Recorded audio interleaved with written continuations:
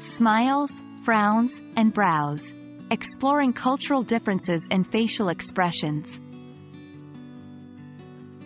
Hello everyone, and welcome back to our series on understanding speakers' tone and attitude.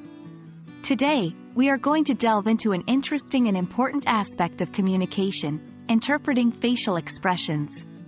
Not just that, but we'll also discuss the role of culture in shaping these expressions. It's going to be a fascinating ride, so make sure you're ready to take notes. Remember, understanding facial expressions can greatly enhance your English listening and comprehension skills.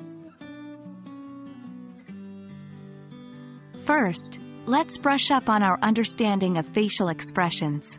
They are essentially the movements or positions of the face that show someone's emotions or reactions. The important elements of facial expressions include the eyes, eyebrows, mouth, and even the position of the head. But do remember, the interpretation of these expressions can greatly vary from culture to culture. Now that we've covered the basics, let's dive into how different cultures might interpret these expressions. One universal facial expression is a smile, showing happiness or friendliness. But the depth of the smile, and whether it's sincere or not, can be understood differently across cultures. For example, in some cultures, a big, broad smile is often seen as genuine. In contrast, in others, it might be seen as insincere or even disrespectful. Let's look at some specific examples. In Western cultures, direct eye contact is generally seen as a sign of attentiveness and honesty. In contrast, many Asian cultures may perceive this as disrespectful or intrusive. Similarly, in cultures such as the United States, showing surprise might involve a wide-eyed expression, while in Japan, a sharp intake of breath is often used. These nuances are important to understand and respect.